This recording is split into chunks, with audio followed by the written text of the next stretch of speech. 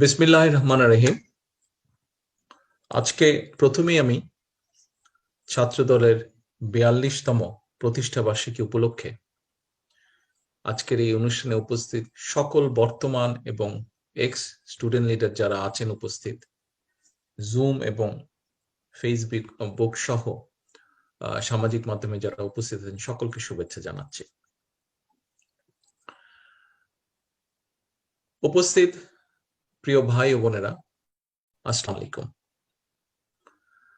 আমরা আজকের এই যে অনুষ্ঠানটি, আজকের ছাত্রদলের প্রতিষ্ঠা বার্ষিকীর এই অনুষ্ঠানটিতে অনেকক্ষণ ধরে অনেকগুলো বক্তৃতা শুনেছি।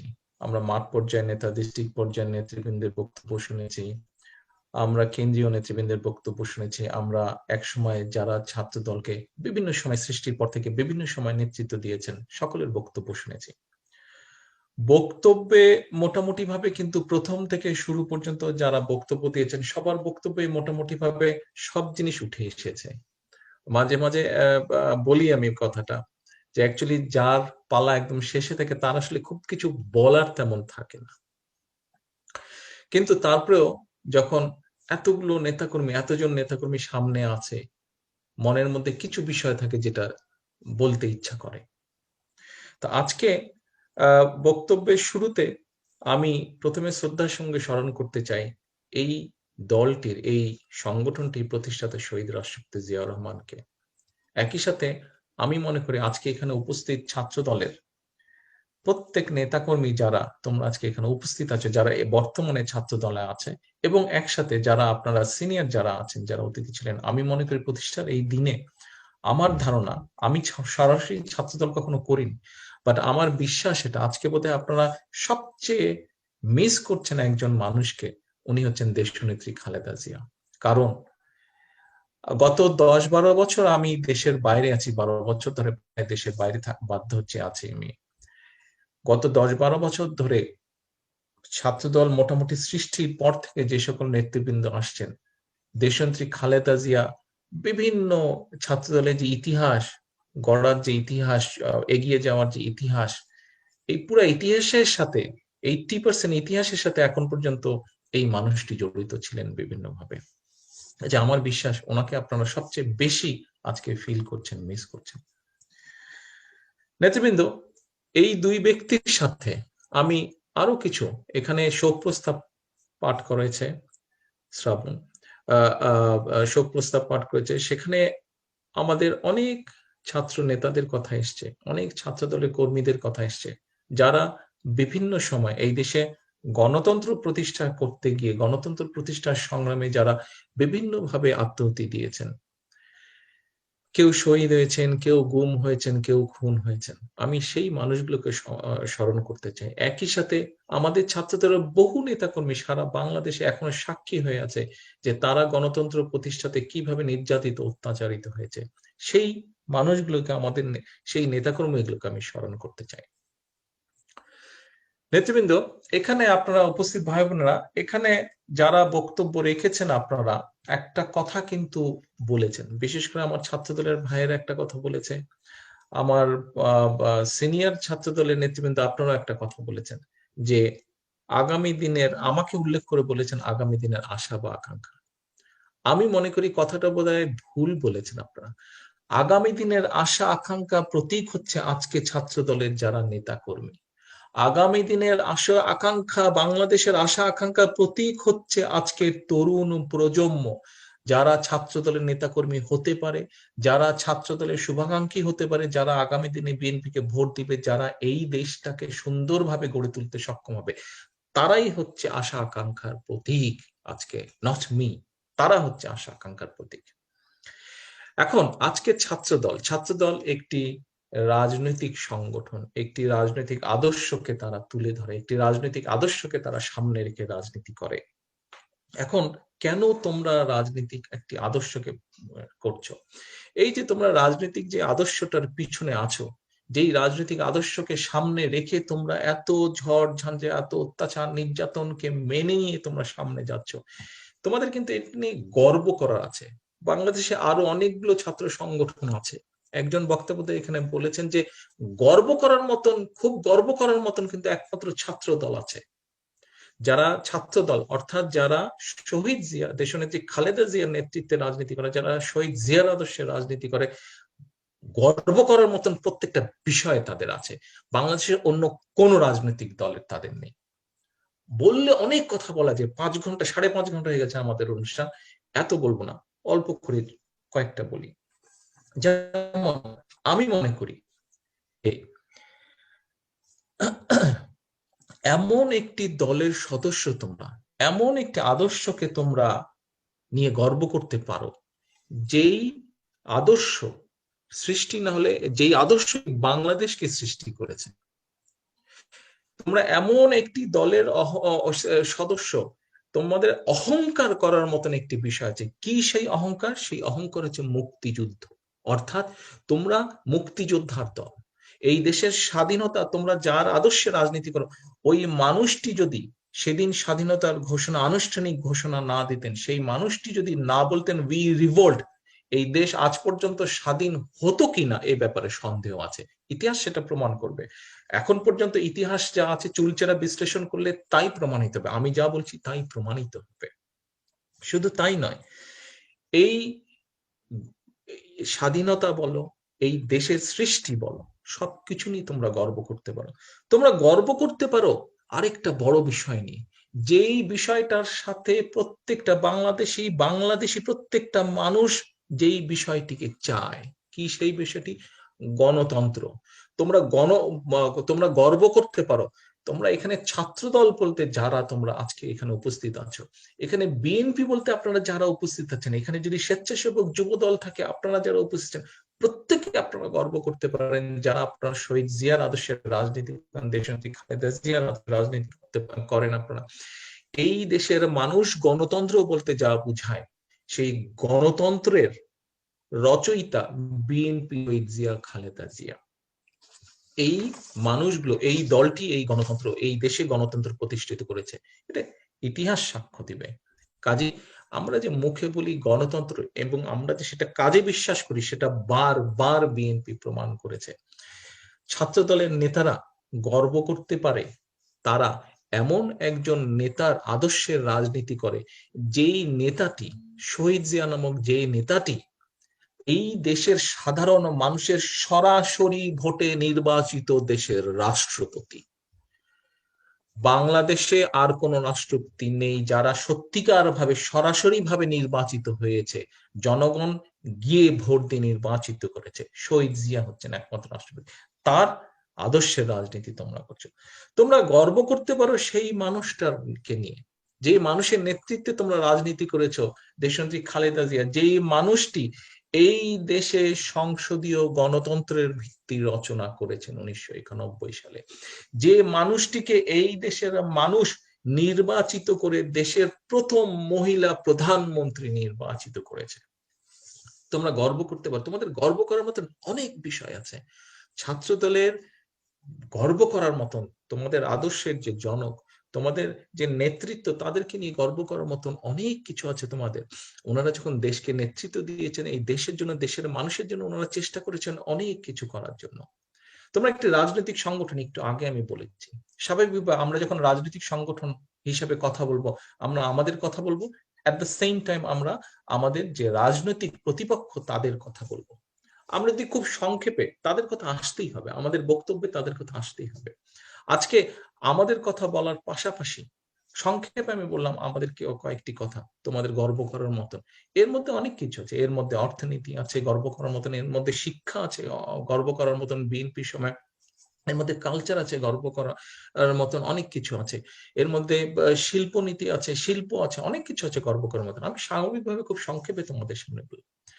আজকে আমি কতগুলো বিষয় তোমাদের কাছে উল্লেখ করতে চাই, এবং এখানে উপস্থিত যতজন আজকে আমার কথা শুনতে পাচ্ছ, বিশেষ করে ছাত্র দলের নেতাকর্মী, ছাত্র দলের ভাই বোনেরা তোমরা শুনতে পাচ্ছ, তোমরা যেহেতু তরুণ প্রজন্ম, তোমাদের কাছে আমি আহ্বান করব, আমি যেই কথাগুলো বলবো এই কথাগুলো তোমরা তোমাদের প্রজন্ম, তোমাদের সামনে, তোমাদের পিছে, তোমাদের প্রজন্ম যারা, তাদের সকলের কাছে এই কথাগুলো বলতে হবে। সে ছাত্রদল করুক বা না করুক, সে বিএনপি করুক বা না করুক, কিন্তু বাংলাদেশের মানুষ হিসেবে তার কাছে পৌঁছে দিতে হবে।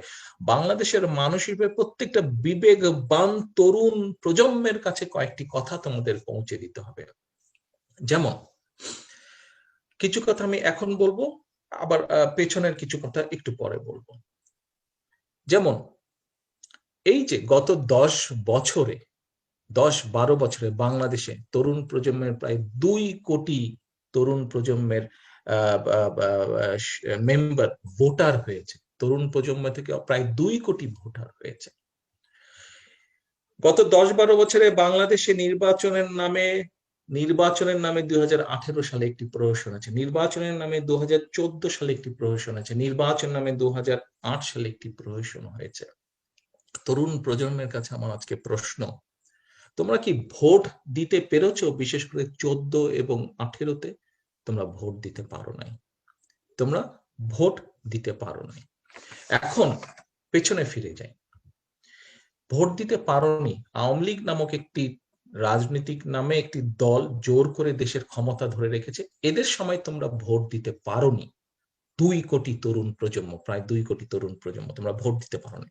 এখন আমরা ফিরে যাই। 1973 সালে একটি নির্বাচন হয়েছিল। 1918 সালের নির্বাচন, তথাকথিত তামাশার যে নির্বাচন, এটি তোমাদের সামনে জলজান্ত। 1973 এই নির্বাচনে, 18 সালের নির্বাচনে কি হয়েছে তোমরা দেখেছো, তোমাদের সামনে ঘটেছে সমগ্র বাংলাদেশে। কিভাবে 29 তারিখ রাত থেকে ভোট ডাকাতি শুরু হয়ে গেছিল, 29 তারিখ রাত থেকে কিভাবে মানুষকে বাধাগ্রস্ত করা হয়েছে, মানুষকে ভীত করা হয়েছে ভোট কেন্দ্রে না যেতে, এবং এদের গুন্ডা পান্ডারা প্রশাসনকে দিয়ে ভোট জালিয়াতি করেছে। ভোট জালিয়াতি শুধু না, ভোট দখল করেছে। মানুষের যে ভোটের অধিকার সেটিকে কেড়ে নিয়ে গেছে। 1973 সালে এরকম একটা নির্বাচন হয়েছিল। 1971 সালে দেশের মানুষ যুদ্ধ করে স্বাধীন করেছিল, ঠিক আছে, তারপরে আওয়ামী লীগ সরকার গঠন করেছে। আমার প্রশ্ন, 1973 সালে, এখন তো ইন্টারনেটের যুগ, তরুণ প্রজন্ম অনেক স্মার্ট, তারা পৃথিবীর সব জায়গার ইনফরমেশন যে কোনো ভাবেই তারা চেক করতে পারে। এখানে মিথ্যা বলার কিছু নেই, যুক্তি তর্ক দিয়ে তারা তরুণ প্রজন্ম সবকিছু বের করে ফেলে। তরুণ প্রজন্মের কাছে আমার প্রশ্ন যে 73 সালে তোমরা দেখো তো, এই যে তারা আজকে আইন করে তাদের একজন নেতাকে তারা জোর করে জাতির উপরে চাপিয়ে দিচ্ছে। আজকে বিচারালয়গুলো কি হয়েছে, বিচারালয় এমন অবস্থা হয়েছে যে এটা একটা দলীয় সংগঠনে পরিণত হয়েছে। মানুষ যা চায় না সেই জিনিসটাকে জোর করে ইন দি নেম অফ বিচারের রায় তারা জনগণের উপরে, দেশের মানুষের চাপিয়ে দিচ্ছে। 1973 সালে এই দলটা ক্ষমতায় ছিল। তো ক্ষমতায় থেকে তারা 1971 সালে দেশ স্বাধীনের পরে 72 সালে তারা সরকারে আসলো, সরকার গঠন করলো। 73 সালে মাঝামাঝি সময় একটা নির্বাচন হয়। সেই নির্বাচনে ঠিক 1918 সালের, এই 2018 সালের যে নির্বাচন হলো, এই কায়দায় নির্বাচন হলো। এরা যদি এত ভালোই হয়ে থাকে, তাদের নেতারা যদি এতই দূরদর্শী হয়ে থাকে, তাদের নেতাদের যদি এতই দেশের মানুষের জন্য, দেশের জন্য দরদ হয়ে থাকে, পরিশ্রম করে থাকে, এত কিছু চিন্তা করে থাকে, আমার প্রশ্ন, মাত্র 1.5 বছরের মাথায় একটা রাজনৈতিক দল কেন এত আনপপুলার হলো? কি করলো ওই রাজনৈতিক দলটা, আওয়ামী লীগ নামে রাজনৈতিক দলটা? তাদের নেতা তখন ছিল শেখ মুজিব, সে কি করলো, তার নেতারা, মন্ত্রীরা, তার এমপিরা কি করলো যে এত আনপপুলার হয়েছে? মাত্র 1.5 বছরের মাথায় তাদেরকে এই গেল 2018 সালের নির্বাচনের মতন একটা ভোট ডাকাতির নির্বাচন করতে হয়েছিল। এই একটা প্রশ্ন বিচার করতে হবে। তো রাজনীতি চলবে, দেশ, পৃথিবীর সব দেশই রাজনৈতিক দল পরিচালনা করে, কাজে দেশের মানুষকে বুঝতে হবে, দেশের মানুষের সামনে তুলে ধরতে হবে, ইয়েস, আমি একজন রাজনৈতিক দল, আমি বিএনপি করি, আমি যুব দল করি, আমি ছাত্র দল করি, আমি স্বেচ্ছাসেবক করি, আমি দেশের জন্য কি করেছি, আমি দেশের জন্য কি করব, কে কি করেছে, এটা দিয়ে বিবেচনা জনগণের সামনে তুলে ধরতে হবে। আচ্ছা, তারপরে দেখো এই দলটা অনেক বক্তব্য শুনেছে, আমি একই কথা, কিছু কিছু কথা রিপিটই হচ্ছে, কিন্তু কেন দিয়ে আমি বলছি, প্রশ্নগুলা পুরনো, কিন্তু এগুলা তারপরেও নিয়ে যেতে হবে জনগণের সামনে। ঠিক একই রকম নির্বাচন হলো 18-তে, 14-তে একই নির্বাচন হলো, ভোট ডাকাতি নির্বাচন 73 সালে হলো। কেন এদেরকে বারে বার এই কাজটা করতে হয়? কেন তাদের জনগণের উপরে ভরসা নাই? কেন তারা আনপপুলার হয়ে যায় ক্ষমতায় আসার সাথে সাথে? তারা আনপপুলার কি করে তারা জনগণের বিরুদ্ধে? নিশ্চয়ই তারা জনগণের বিরুদ্ধে, দেশের বিরুদ্ধে কিছু করে যখন তারা ক্ষমতায় থাকে, না হলে তাদের সামনে ভোট আসার সাথে সাথে কেন তাদেরকে ভোট ডাকাতি করতে হয়? তারা সবগুলো রাজনৈতিক দলকে নিষিদ্ধ করে দিল, একটা মাত্র দল করে দিল, বলল সারা জীবন গণতন্ত্রের কথা। তাদের নেতা বললো সারা জীবন 40 বছর রাজনীতি করলো, গণতন্ত্রের কথা বললো, কিন্তু সবগুলো যখন ক্ষমতায় আসলো, ক্ষমতা আসলে 2, 2.5, 3 বছরের মধ্যে সব রাজনৈতিক দল নিষিদ্ধ করে দিল। নিষিদ্ধ করে দিয়ে মাত্র একটা দল রাখলো। আজকে শ্যামল, সেক্রেটারি শ্যামল আমাদের বিভিন্ন সময় কথা প্রসঙ্গ বলেছে। আজকে আমাদের ব্রাহ্মণবাড়িয়াতে ছাত্র দলের সমাবেশ বা যেটা মিটিং ছিল, এই যে জুমের সাথে কানেক্টেড ছিল, এটা নষ্ট করে দিয়েছে, বন্ধ করেছে পুলিশ গিয়ে। আজকে ঝিনাইদহেতে তাই করেছে, আরো কয়েকটা জায়গায় তাই করেছে, বিভিন্নভাবে অত্যাচার নির্যাতন করেছে। আজকে নেত্রকোনায় বোধহয় ছাত্র দলের সেক্রেটারিকে অ্যারেস্ট করে নিয়ে গেছে। তো কেন করেছে? দেখো, একই জিনিস কিন্তু, একই সভাপতিকে অ্যারেস্ট করেছে, একই বিষয়, একই বিষয়গুলা কিন্তু হচ্ছে। এই যে গত 10-12 বছর ধরে বিএনপির নেতা কর্মীদের উপরে যে নির্যাতন অত্যাচার হয়েছে, ছাত্র দলের নেতা কর্মীদের উপরে যে নির্যাতন অত্যাচার হয়েছে, যুবদল স্বেচ্ছাসেবক সহ যে নির্যাতন অত্যাচার হয়েছে, কেন হয়েছে? একই জিনিস, বিষয় একই, মনোভাব একই, সময়ের পরিবর্তন হয়েছে, কিন্তু তাদের মানসিকতার কোনো পরিবর্তন হয়নি আজ পর্যন্ত।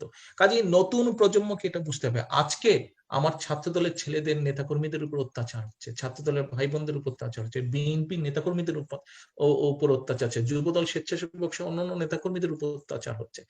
আজকে জনগণকে বোঝাতে হবে যে আমাদের উপরে করতে করতে একটা সময় আসবে যখন তারা সরাসরি জনগণ, এবং শুরুও হয়ে গেছে। পত্র পত্রিকার পাতা খুললে মাঝে মাঝে এই নিউজ আসে যে সাধারণ মানুষের উপরে তাদের সংগঠনের নামে এই যে কিছু ছাত্রলীগ, যুবলীগ, আওয়ামী লীগ আছে, কিভাবে মানুষের জায়গা সম্পত্তি দখল করছে, ব্যবসা সম্পত্তি দখল করছে, জমি জমা দখল করছে, পুকুর দখল করছে, জোর করে নিয়ে যাচ্ছে, কিভাবে অত্যাচার নির্যাতন করছে, মানুষের উপর আসছে। কাজে এটা মানুষের সামনে তুলে ধরতে হবে তোমাদেরকে। তোমরাই এটা পারবে, তোমাদেরকেই করতে হবে। অন্তত 10 কোটি 20 কোটি মানুষ না হবে, 2 কোটি যে তরুণ প্রজন্ম তাদেরকে তোমরা বুঝাও, 2 কোটি যে নতুন ভোটার তাদেরকে তোমরা বুঝাও। তারা তো তোমাদেরই সামনে পিছে মোটামুটি সমবয়সী, কেন তোমরা পারবে না? হাইকোর্টের এই যে এখন এখানে আজকে তোমরা যারা উপস্থিত আছো, ছাত্র দলের যে সকল নেতাকর্মী, সারা দেশের যে সকল নেতাকর্মী আজকে এই মিটিং এর মধ্যে কানেক্টেড আছো, সংযুক্ত আছে, তোমরা ওখানে উপস্থিত, প্রত্যেকের নামে মামলা আছে, প্রত্যেকের নামে মামলা আছে। প্রত্যেকে তোমরা গত 10-12 বছর কোর্টের চক্করে পায়চারি করেছো। কোর্টের কি অবস্থা তোমরা দেখেছো। কোর্টগুলোকে দলীয় সংগঠনে পরিণত করা হয়েছে। ঠিক 73 সালেও কিন্তু আইন করে হাইকোর্টের বিচারপতিদের চাকরি থাকবে কি থাকবে না সেটা শেখ মুজিবের হাতে নিয়ে নেওয়া হয়েছিল। কেন? তার মানে এখানে আবার ফুটে উঠল যে তারা যে অত্যাচার নির্যাতন করে, এই অত্যাচার নির্যাতন যাতে সুবিচার, সঠিক বিচার না পায়, সেই জন্য বিচারালয়কেও তারা নিয়ন্ত্রণ করতে চায়। সেই সময়ও তারা বিরোধী দলের প্রায় 40,000, ওই আমলে বিরোধী দলের 40,000 নেতাকর্মীকে খুন করেছিল তারা। এটা তাদের সাথেই, তাদের তথাকথিত এখন একটা বিরোধী দল আছে, তাদের মধ্যেই আছে, তারাই এসব কথা বলে। 10 লক্ষ মানুষ 74 সালে দুর্ভিক্ষে খেয়ে না খেয়ে প্রায় 10 লক্ষ মানুষ মারা গিয়েছিল। কেন মারা গিয়েছিল? তারা যদি এতই এফিশিয়েন্ট হবে, তাদের নেতা যদি এতই মহামানব হবে, এতই এফিশিয়েন্ট হবে, 10 লক্ষ মানুষ কেন না খেয়ে মারা গেল? 10 লক্ষ মানুষ না খেয়ে মারা গিয়েছিল। আজকে তোমাদেরকে একটা কথা আমি বলতে চাই। আমরা এই যে এখন স্বাধীনতার 50 বছর হয়েছে, আওয়ামী লীগ কত বড় বড় কথা বলছে, তাদের নেতারা কত বড় বড় কথা বলছে। একটা প্রশ্ন আমি তাদেরকে করতে চাই, আমি একটা প্রশ্ন তোমাদের কাছে দিতে চাই, এবং আমি চাই তোমরা এটা জনে জনে প্রতিজনকে এই কথাটা বলবে এবং এই প্রশ্নটা করবে, যাতে করে তারা আওয়ামী লীগের লোককে প্রশ্ন করে।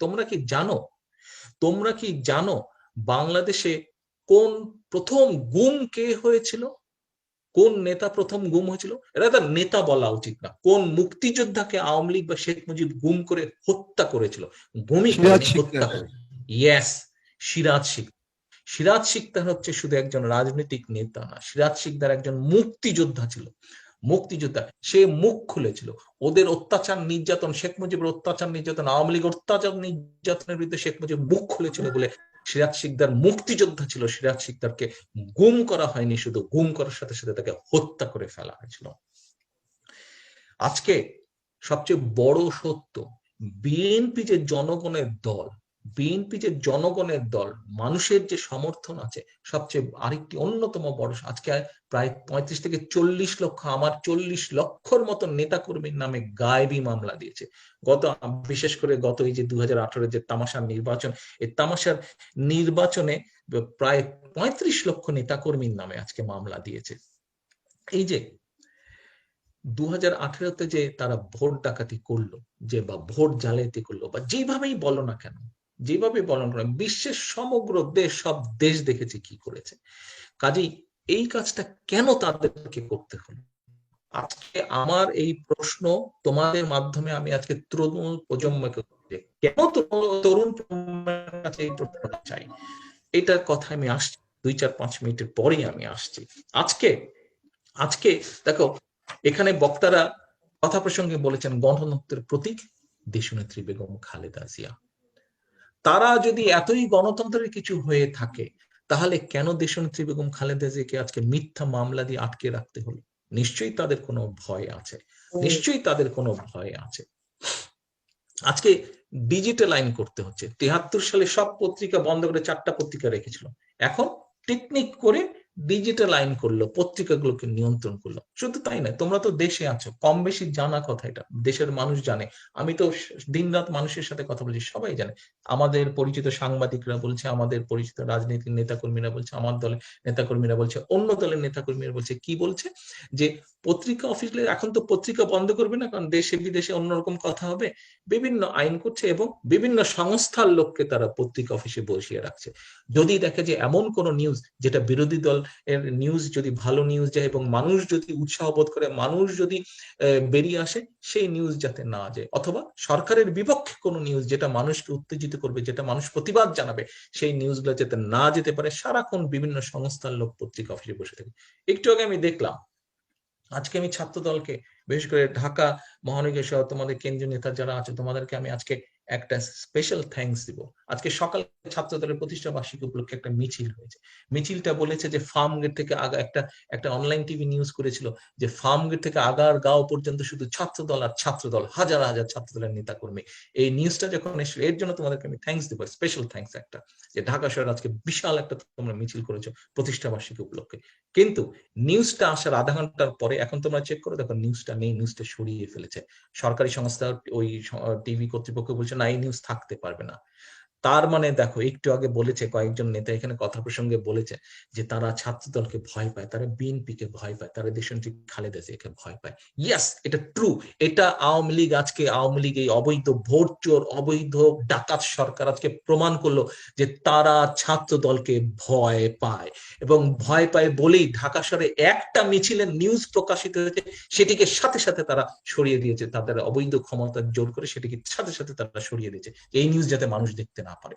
এই নিউজ যদি মানুষ দেখে, তাহলে সারা দেশে যদি আনাচে কানাচে, থানা, ইউনিয়ন পর্যায়ে, পৌরসভায়, জেলায় জেলায় যদি মানুষ বেরিয়ে আসে, নেতাকর্মীরা বেশি, যাতে এই নিউজ না থাকে, এটাকে সরিয়ে দাও। তাদের ভয় এখানে। আজকে 50 বছর আমরা এই কয়দিন পরে দেশের 50 বছর পূর্তি পালন করব। এই 50 বছর পূর্তি পালন করতে গিয়ে আমার নতুন প্রজন্মের কাছে প্রশ্ন, তোমরা তো ভোট দিতে পারলে না, তাহলে কি অর্জন হলো? তাহলে কি অর্জন হলো? আজকে 50 বছর পূর্তিতে 7টি মানবাধিকার সংস্থা সমগ্র বিশ্বের গণতান্ত্রিককামী মানুষ, সমগ্র বিশ্বের গণতান্ত্রিক দেশকে বলছে যে বাংলাদেশের মানুষগুলোকে রক্ষা করো, বাংলাদেশে গণতন্ত্র নেই, বাংলাদেশের গণতন্ত্রকে রক্ষা করতে হবে। আজকে সংবিধানে তারা আইন করে। এগুলা সব কেন? কেন আমি চাই নতুন প্রজন্ম এই কথাগুলো বের করুক, এই উত্তরগুলো বের করুক। এইগুলো তাদের অধিকার, এই অধিকারগুলোকে তাদের আদায় করতে হবে। আমরা বসে আছি, আমরা যারা শহীদ জিয়ার আদর্শের রাজনীতি করি, আমরা যারা দেশনেত্রী খালেদা জিয়ার নেতৃত্বে রাজনীতি করি, আমরা যারা শহীদ জিয়ার 19 দফার আদর্শের রাজনীতি করি, হতে পারে আমাদের ভুল ত্রুটি কি হয়েছে, কিন্তু আমরা যারা এই রাজনীতি করি, শহীদ জিয়ার আদর্শের রাজনীতি করে, বেগম খালেদা জিয়ার নেতৃত্বের রাজনীতি করে, আমরা বসে আছি তোমাদেরকে গণতান্ত্রিক অধিকার ফিরিয়ে দেওয়ার জন্য। কিন্তু তোমার অধিকার তোমাকে কেড়ে নিতে হবে। তোমার অধিকার, এটি শুধু আমার ছাত্র দলের ভাই বোনদের কাছে আমার এটি কথা না, এটি আমার বাংলাদেশের সমগ্র মানুষের কাছে কথা। এটি আমার বাংলাদেশের সেই 2 কোটি তরুণ প্রজন্ম যারা তোমরা ভোট দিতে পারো নাই। এই 2 কোটি প্রজন্ম বা আগামী নির্বাচন আসতে আসতে হয় 2.5 কোটি, নাহলে 3 কোটি হয়ে যাবে। তোমাদের কাছে আমার প্রশ্ন, তোমাদের কাছে আমরা বসে আছি বিএনপি অ্যাজ রাজনৈতিক দল, অ্যাজ এ পলিটিক্যাল পার্টি, আমরা বসে আছি গণতন্ত্র ফিরিয়ে দেওয়ার জন্য। কিন্তু তোমার অধিকার তোমাকে আদায় করতে হবে, তোমাকে বেরিয়ে আসতে হবে, তোমাকে বেরিয়ে আসতে হবে। কাজে এই কেনর প্রশ্ন তোমাদের জানতে হবে, এবং কেনর প্রশ্ন পেলেই তোমরা তোমাদের অধিকার আজকে এস্টাবলিশ করতে পারবে। আজকে তোমরা ছাত্র দলের অনুষ্ঠান, ছাত্র দলের প্রতিষ্ঠা বার্ষিকী আজকে এখানে অনেক সেক্টর কথা বলেছে, বিদ্যুৎ সেক্টরে আইন করে বন্ধ করে দিয়েছে যে তারা যে দুর্নীতি করে বিদ্যুৎ সেক্টরে মানুষের পকেট থেকে পয়সা নিয়ে যাচ্ছে, এই দুর্নীতির বিচার করা যাবে না, আইন করে দিয়েছে। আজকে কোনটা বাদ দিয়ে কোনটা কথা বলবে? আসো, সবকিছু সমাধান করা সম্ভব এই দেশে যদি গণতন্ত্র প্রতিষ্ঠা করা সম্ভব হয়, এই দেশে যদি মানুষের ভোটে জবাবদিহিতার একটি সরকার প্রতিষ্ঠিত করা যায়, তাহলেই সম্ভব অনেক সমস্যার সমাধান করা। আজকে তোমরা ছাত্র দলের ভাই বোনদের কাছে আমরা প্রশ্ন, বেশি দূর তো যাওয়া লাগে না, বেশি দূর তো যেতে হয় না, বেশি বিষয় তো জানে। তোমাদের শিক্ষা প্রতিষ্ঠানগুলোর আজকে অবস্থা কি, শিক্ষা অঙ্গনের আজকে অবস্থা কি, এটি তো হচ্ছে সবচেয়ে বড় প্রশ্ন। এই যে আবরার, কয়দিন আগে আবরার হত্যা হয়ে গেল, আবরার কেন হত্যা হয়ে গেল? এমনি আবরার মতন কি আরো অনেক এরকম হত্যা হয়েছে না? এরকম আরো ভাই হত্যা হয়েছে, এরকম আরো বহু বোন আছে যারা নির্যাতিত হয়েছে। আজকে শিক্ষা প্রতিষ্ঠানগুলো এদের টর্চার সেলের মতন পরিণত হয়েছে। কাজী আজকে এই অবস্থা থেকে দেশকে বের করে আনতে হবে। এই দেশের আশা ভরসার প্রতীক যদি হয়ে থাকে, ইটস নট মি, এই দেশের আশা ভরসার প্রতীক হচ্ছে তোমরা ছাত্র দল, এই দেশে আশা ভরসার প্রতীক হচ্ছে নতুন প্রজন্ম, তোমাদেরকে এগিয়ে আসতে হবে। তোমরা একটি রাজনৈতিক সংগঠন, বিএনপি একটি রাজনৈতিক দল, আমরা রাজনৈতিক সংগঠন, আমরা রাজনৈতিক দল। আমাদেরকে মানুষের কাছে যেতে হবে, আমাদেরকে মানুষকে কনভিন্স করতে হবে, মানুষকে সাহস দিতে হবে, মানুষকে উৎসাহ দিতে হবে, মানুষকে আশার আলো দেখাতে হবে, মানুষকে সাথে নিয়ে বের হয়ে আসতে হবে। আজকে যেই কেনগুলো তোমাদের সামনে আমি বললাম, আরো অনেক বলার কথা ছিল, কিন্তু 5-6 ঘন্টার সময় হয়ে গেছে, অনেক লম্বা হয়ে গেছে, ওখানে রাত হয়ে গেছে অনেক, তোমরা বিভিন্ন অনেকে ক্লান্ত হয়ে গেছে। আজকে আজকে তোমাদেরকে মানুষের কাছে যেতে হবে। আজকে আমার উপস্থিত এখানে ছাত্র দলের যারা তোমরা ভাই বোন উপস্থিত আছে, তোমাদের প্রত্যেকের কাছে আহ্বান, এবং তোমাদের মাধ্যমে আরো যারা আজকে অনুষ্ঠানে যোগ দিতে চেয়েছে আসতে পারে ছাত্র দলের ভাই বোন, তাদের সহ ছাত্র দল, যুব দল, স্বেচ্ছাসেবক সহ বিএনপির প্রত্যেকটা মানুষের কাছে, দেশপ্রেমিক প্রত্যেকটা মানুষের কাছে আমার আহ্বান, আসুন, বেরিয়ে আসুন। ছাত্র দলের এই প্রতিষ্ঠা বার্ষিকী একটি দিন, একটি অনুষ্ঠান মাত্র, কিন্তু এই দিনে তোমাদেরকে একটি প্রতিজ্ঞা নিতে হবে, একটি প্রতিজ্ঞা নিতে হবে। আমরা রাজনৈতিক দল, আমরা বলেছি আমাদের অতীত ইতিহাস আছে, আমরা যে করেছি, মানুষ যদি বলে তোমরা যে করবে তার প্রমাণ কি? ইয়াস, আমরা করব, কারণ আমাদের প্রমাণ আছে, আমাদের প্রমাণ আছে যে বিএনপি শহীদ জিয়া এই দেশে বহুদলীয় গণতন্ত্র দিয়েছেন, আমাদের প্রমাণ আছে যে দেশনেত্রী বেগম খালেদা জিয়া এই দেশের তত্ত্বাবধায়ক সরকার দিয়েছেন যাতে নিরপেক্ষ নির্বাচন হয়, আমাদের প্রমাণ আছে যে আমরা যখন ক্ষমতায় ছিলাম, আমরা এই দেশে সংসদীয় গণতন্ত্র, দেশনেত্রী বেগম খালেদা জিয়া সংসদীয় গণতন্ত্র রচনা করেছেন, আমাদের সময় প্রমাণ, আমরা চেষ্টা করেছি গণতন্ত্রকে প্রতিষ্ঠিত করতে, সেটি পৌরসভার নির্বাচনে হোক, সেটি উপজেলা নির্বাচন হোক, ইউনিয়ন পরিষদের নির্বাচন হোক, সেটি জাতীয় পর্যায়ের নির্বাচন হোক, আমরা চেষ্টা করেছি। হতে পারে কোনো কোনো জায়গায় আমরা সবসময় সফল হইনি, কোনো কোনো জায়গায় আমরা ব্যর্থ হয়েছি, কিন্তু আমাদের চেষ্টার ত্রুটি ছিল না। কারণ 2000 সালে ক্ষমতায় থেকে 2001 সালে যখন আওয়ামী লীগ ক্ষমতায় ছিল, তারা এই দেশকে দুর্নীতিতে চ্যাম্পিয়ন বানিয়ে নিয়ে গেছিল। সেইখান থেকে আমরা ঠিক করে আনতে আনতে আবার কতগুলা লোক এসে ক্ষমতা দখল করলো। আজকে তোমাদেরকে একটা জিনিস বুঝতে হবে, একটি ষড়যন্ত্র তোমাদেরকে বুঝতে হবে। কি সেই ষড়যন্ত্র? সবসময় খেয়াল করবে যে এই যে আমাদের 55,126 বর্গ মাইল, এই যে বাংলাদেশ নামক আমাদের প্রিয় মাতৃভূমিটি, একে নিয়ে আশেপাশের থেকে শুরু করে অনেক ষড়যন্ত্র হয়। সব সময় খেয়াল করে দেখবে যে যখনই মানুষের ভোটে মানুষের সরকার এই দেশে প্রতিষ্ঠিত হয়, তখনই ষড়যন্ত্র শুরু হয়। এই দেশটি স্বাধীন হওয়ার পরে কি অবস্থা হলো সেটা কম বেশি অনেক আলোচনা হয়েছে, সেটা বলেছি, সেই সময়কার চিত্র কিছু আমিও বলেছি, কিছু অন্য বক্তারা বলেছেন, তোমরা পত্রপত্রিকা ইতিহাসের পাতায় বিভিন্ন ডকুমেন্টে দেখেছো। মোটামুটি ভাবে যখন শহীদ জিয়া দেশের দায়িত্ব পেলেন, তারপর থেকে যখন দেশটা আস্তে আস্তে টুকটুক টুকটুক করে আগাতে যখন লাগলো, 81 সালে শহীদ জিয়ার বিরুদ্ধে ষড়যন্ত্র হলো, উনি শহীদ হলেন, আসলো, তারপরে কি ঘটনা হলো কম বেশি তোমাদের অনেক আছে। এই ঘটনা, এই যে প্রো বাংলাদেশি শক্তির বিরুদ্ধে যে ষড়যন্ত্র, যখনই প্রো বাংলাদেশি আবার অত্যাচার শুরু হলো, নির্যাতন শুরু হলো, আন্দোলন শুরু হলো, এখানে আমানুল্লাহ আমান সেই আন্দোলনের কিছু কিছু বর্ণনা দিয়েছে যে এরশাদ স্বৈরাচারের বিরুদ্ধে কিভাবে আন্দোলন হয়েছে। আবার যখন প্রো বাংলাদেশি শক্তি ক্ষমতায় বসলো, প্রো বাংলাদেশি, আমি কথাটা বলছি খেয়াল রাখবে, প্রো বাংলাদেশি শক্তি, প্রো বাংলাদেশি জাতীয়তাবাদী শক্তি যখন দেশ পরিচালনার দায়িত্ব পেল, আবার 91 থেকে সেই ভাঙচুরের হরতাল ষড়যন্ত্র শুরু হলো, আবার 2001 সালে প্রো বাংলাদেশি আসলো, আবার শুরু হলো, এবং 2007 সালে হলো। দেখো, একটি ঘটনা আওয়ামী লীগ একটি ঘটনা বলে, কিন্তু আজকে আমি পরিষ্কার এবং সময়ের পরিক্রমায়, ইতিহাসের পরিক্রমায় ইনশাল্লাহ এটি একদিন প্রমাণিত হবে। আমাদের সময় একটি অত্যন্ত দুঃখজনক 2001 সালে যখন আমরা সরকার আসলাম, অত্যন্ত দুঃখজনক একটা ঘটনা ঘটেছিল 2005 সালে বোমা বোমা ফাটলো, যে কয়েকজন বেশ কিছু মানুষ মারা গিয়েছিল। আজকে এটা আওয়ামী লীগ আমাদেরকে এটা দোষ দিতে চায়। আজকে আওয়ামী লীগের তো মানে পুরা ডকুমেন্টারি এভিডেন্স আছে।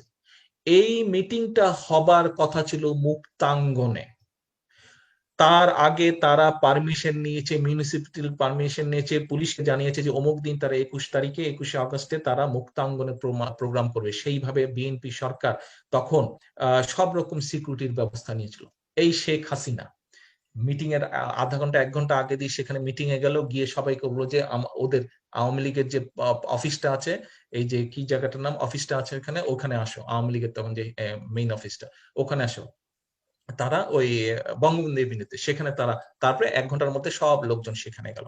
আজকে আমার প্রশ্ন, এই যে ছাত্র দলের প্রতিষ্ঠা বার্ষিকীর অনুষ্ঠান হচ্ছে, এই প্রতিষ্ঠা বার্ষিকীর অনুষ্ঠান যদি চেঞ্জ করে তাহলে ছাত্র দলই তো চেঞ্জ করবে, তাই না? যে আমাদের জায়গা এটা হবে না, অনুষ্ঠানের জায়গা ওইটা হবে। তোমরা বিভিন্ন জেলায় যে তোমরা যারা আজকে নেতৃবৃন্দ এখানে নেতাকর্মীরা বসেছো, তোমরা তো ঠিক করে নিয়েছো তোমরা কোথায় করবে। তোমাদের প্রোগ্রাম অন্য কেউ কি ঠিক করে দিতে পারতো?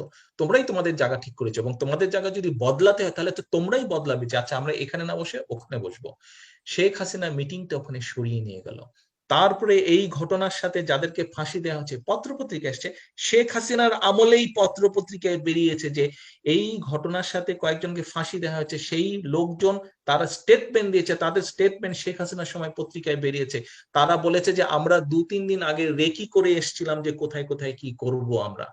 তাহলে শেখ হাসিনা মিটিংটা মুক্তাঙ্গন থেকে সরিয়ে নিয়ে গেল তাদের পার্টি অফিসের সামনে, এবং ওই লোকজনকেই কিন্তু রেকি করে বললো, যাদেরকে ফাঁসি দিয়েছে যে আমরা 2-3 দিন আগে। তাহলে কি 2-3 দিন আগে হাসিনা জানতো যে ওখানে হবে? এবং আরেকটা গুরুত্বপূর্ণ কথা আমি তোমাদেরকে বলতে চাই, এবং তোমরা এটা শুনবে এবং মানুষকে এই কথাগুলো বলতে হবে যে কিভাবে তারা এই হাসিনা এবং আওয়ামী লীগ কিভাবে দেশের বিরুদ্ধে তারা ষড়যন্ত্র করে। তোমাদের নিশ্চয়ই মনে আছে, তৎকালীন পত্রপত্রিকা খুলো, তখন এই যে জিল্লুর রহমান ছিল আওয়ামী লীগের এক নেতা, তার ওয়াইফ ছিল আইভি রহমান। আইভি রহমান শেখ হাসিনা 21শে আগস্টের দিন যখন পার্টি অফিসে তাদের পার্টি অফিসের সামনে প্রোগ্রাম করলো, মুক্তাঙ্গন থেকে সরিয়ে নিয়ে গেল, তখন আছে 7-8 বার সে আইভি রহমানকে বলেছে যে আসো আসো, উপরে আসো, উপরে আসো, উপরে আসো, ট্রাকের উপরে আসো, ট্রাকের উপরে আসো। কোথায় অন্য কোন সময় তো আমরা অত দেখি না, কোথায় পত্রপত্রিকায় তো পড়লাম না যে হাসিনা অমুক নেতাকে ডেকে বারে বারে বলেছে মঞ্চে আসো, তমুক নেতাকে বলেছে বারে বারে মঞ্চে আসো। আইবুল রহমানকে 7 থেকে, ঠিক আছে নেতারা অনেক সময় বলে, অনেক নেতাকর্মীকে নিচে দেখলে হয়তো বলে, ঠিক আছে যদি মুরব্বী হয়, ভালো নেতা হয়, নিবেদিত নেতাকর্মী, অনেক সময় 2-4 বার বলে, 2-1 বার বলে যে উপরে আসেন, উপরে আসেন, যে সম্মান।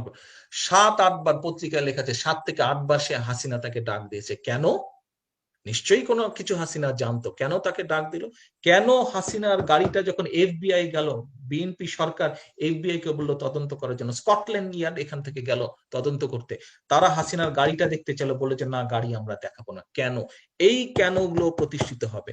আসো যেই কথাটা বলছিলাম, এই কেনগুলো ইনশাল্লাহ একদিন প্রতিষ্ঠিত হবে যে এই হত্যাকাণ্ডের সাথে হাসিনা এবং আওয়ামী লীগ জড়িত। হাসিনা এবং আওয়ামী লীগ জড়িত 21শে আগস্ট হত্যাকাণ্ডের সাথে। ইনশাআল্লাহ এটা একদিন প্রমাণিত হবে, সব ডকুমেন্ট আস্তে আস্তে ইতিহাসে এটা প্রমাণিত হবে। আসো কি সেই জানতে, এই যে 111 হলো, যেই 111 দিয়ে দেশকে ছারকার করে ফেলা হলো, এই 111, এই যে প্রো বাংলাদেশি যে শক্তি, এরা যখন দেশকে এগিয়ে নিয়ে যাচ্ছে খালেদা জিয়ার নেতৃত্বে, আস্তে আস্তে দেশটা গড়ে উঠছিল, এই ষড়যন্ত্র তখন শুরু হলো। এবং এই যে 111, এইটা হলো পূর্ব প্লট। এই যে 21শে আগস্টের ঘটনা, এটা হলো 111 পূর্ব প্লট। এবং 21শে আগস্ট হলো 111 কে তৈরি করার জন্য 111 হলো। এবং তারপরে পরবর্তীতে কি হয়েছে সেটা তোমরা জানো, সেটা তোমরা দেখেছো। তারপরের ঘটনা হলো নতুন প্রজন্মের কাছে মোটামুটি ভাবে পরিষ্কার। কাজেই আজকে এই মুহূর্তে দেশের অবস্থা কি? আজকে যদি আমি নতুন প্রজন্মকে প্রশ্ন করি, কেন তোমরা ভোট দিতে পারছো না? নতুন প্রজন্ম, 2 কোটি নতুন প্রজন্ম কেন ভোট দিতে পারছো না? আজকে যদি আমি প্রশ্ন করি নতুন প্রজন্মের কাছে, আজকে যদি তোমরা যারা নতুন প্রজন্ম আছে তোমাদের কাছে যদি প্রশ্ন করি, কেন তোমরা মুক্ত মনে কথা বলতে পারো না? ভয়টা কোথায়? কি ভয়? ফেসবুকে কিছু লিখলে ধরে নিয়ে যাচ্ছে, পত্রিকায় কিছু লিখলে ধরে নিয়ে যাচ্ছে, ও উঁচু জায়গায় দাঁড়িয়ে সরকারের বিরুদ্ধে কথা বললে ধরে নিয়ে যাচ্ছে, কেস কাচারি হচ্ছে। কেন? কেন আমার নতুন প্রজন্মের ভাই বোনেরা তোমরা ভয় পাচ্ছ? কেন নতুন প্রজন্মের বন্ধুরা তোমরা ভয় পাচ্ছ? এই কেনর উত্তর তোমাদেরকে বের করতে হবে। এই কেন উত্তর যদি তোমরা বের করতে পারো, তাহলে এই দেশটা ঠিক হবে। অর্থাৎ এই কেনর উত্তর এবং এই কেনকে যদি তোমরা প্রতিরোধ করতে পারো, তাহলে তোমরা নতুন প্রজন্ম, তোমরা আগামী 10, 15, 20 বছর পরে যে দেশকে যেমন দেখতে চাও, তাহলে দেশ সেই রকম হওয়া সম্ভব। কাজেই দেশকে যদি তোমরা সব সময়, পৃথিবীর যে কোনো দেশ, সেই দেশের নতুন প্রজন্ম যারা, ইয়াং যারা, তারাই গড়ে তুলেছেন সেই দেশকে। কাজেই আজকে যদি বাংলাদেশকে এই কালো থাবা থেকে বের করে নিয়ে আসতে হয়, তাহলে তোমাদেরকে এগিয়ে আসতে হবে। তাহলে ছাত্র দলের ভাই বোনেরা, তোমাদেরকে সেই নেতৃত্ব দিতে হবে। আজকে যখন তোমরা যাও, আমি বিভিন্ন সময়, তোমরা বিভিন্ন জায়গায় প্রোগ্রামে যাচ্ছ, তোমাদের সাথে কথা হচ্ছে, জেলা পর্যায়ে বিভিন্ন জনে তোমরা ছবি পাঠাচ্ছ, দেখছি, আমার হোয়াটসঅ্যাপে ছবি পাঠাচ্ছ, দেখছি। আমি দেখেছি তোমরা যখন যাচ্ছ, আমার ছাত্র দলের ভাই বোনেরা যখন গ্রামে গঞ্জে যাচ্ছে, এই যে করোনার সময় যে তোমরা সারা দেশে ছাত্র দলের ভাই বোনেরা, বিএনপি, যুবদল, স্বেচ্ছাসেবক ছাত্র দলের ভাই বোনেরা সারা দেশে তোমরা মানুষকে সাহায্য সহযোগিতা করলে, বিভিন্ন বন্যার সময় দিয়েছো, বিভিন্ন সাংগঠনিক কাজে তোমরা গ্রামে যখন গঞ্জে যাচ্ছ, যখন বিএনপির নেতা কর্মীরা যাচ্ছে, যুবদল যাচ্ছে, স্বেচ্ছাসেবক যাচ্ছে, শত শত মানুষ আসছে অনেক জায়গায়। এই যে বিভাগীয় কমিটিগুলো কাজ করছে, ছাত্রদল, যুবদল, বিএনপি, সব বিভাগীয়, স্বেচ্ছাসেবক, বিএনপির কমিটিগুলো কাজ করছে, সাব কমিটিগুলো যে কাজ করছে, তোমাদের সাথে তো বসছি আমি, কথা বলছো তোমরা। কথা বলার সময় প্রায় কিন্তু একটা কথা বলছে যে, ভাই ওখানে আমাদের কর্মী সভা ছিল, খুব বেশি 200, 300, 500 লোক হওয়ার কথা, সেখানে 5000 লোক হয়ে গেছে।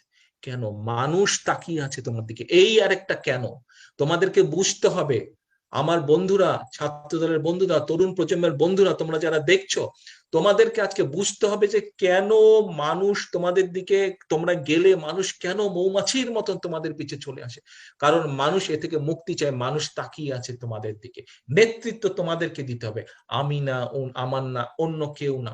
নেতৃত্ব আজকে তরুণ প্রজন্মকে দিতে হবে। আজ যদি তরুণ প্রজন্ম নেতৃত্ব দিতে পারে, আগামীকাল তরুণ প্রজন্ম এই দেশকে সুন্দরভাবে গড়ে তুলতে পারবে। পরশুদিন এই তরুণ প্রজন্ম যেভাবে চেয়েছিল দেশ, যেভাবে তারা থাকতে চেয়েছিল, সেইভাবে থাকতে পারবে। তার পরের দিন তরুণ প্রজন্ম অবশ্যই মুক্ত মনে কথা বলতে পারবে। আজকে চাকরির নিশ্চয়তা নেই, আজকে ব্যবসা বাণিজ্যের নিশ্চয়তা নেই, আজকে নিরাপত্তার নিশ্চয়তা নেই, আজকে কথা বলার নিশ্চয়তা নেই, মুক্তভাবে কথা বলার নিশ্চয়তা নেই। ভোট দেবার কোনোই রকম গ্যারান্টি আজকে দেশে নেই। আমি আবারও বলছি, ছাত্রদলের ভাই বোনেরা, তোমাদেরকে বের হতে হবে, তোমাদেরকে যেতে হবে। কোথায় বের হতে হবে? ঘর থেকে যেতে হবে মানুষের কাছে। মানুষকে নিয়ে আসো তোমাদের কাছে। তোমরা রাজনৈতিক দল, তোমরা তো মানুষকে নিয়ে কাজ করো। রাজনীতি মানে তো মানুষকে নিয়ে কাজ করো।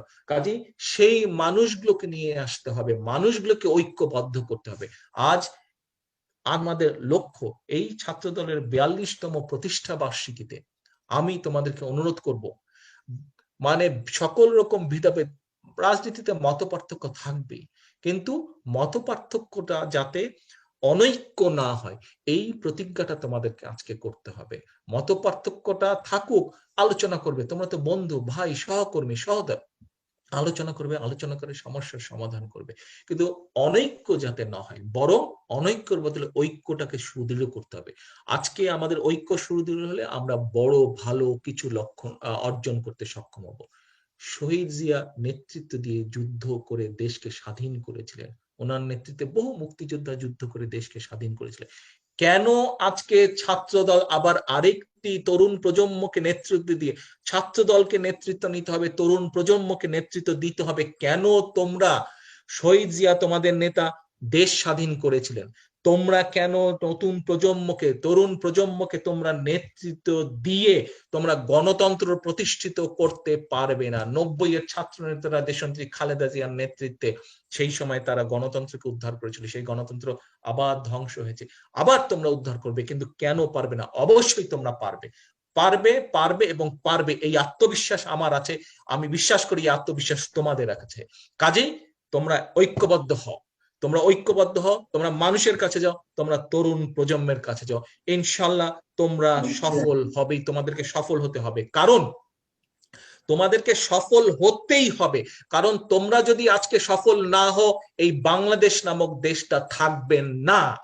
কাজী বাংলাদেশটা নামক দেশকে যদি রক্ষা করতে হয়, বাংলাদেশ নামক দেশটাকে যদি রাখতে হয়, অবশ্যই তোমাদেরকে সফল হতে হবে। তোমাদের ব্যর্থ হওয়ার কোনো পথ নেই, তোমাদেরকে সফল হতে হবে, তোমাদেরকে সামনে যেতে হবে, তোমাদেরকে যুদ্ধে জয়ী হতেই হবে।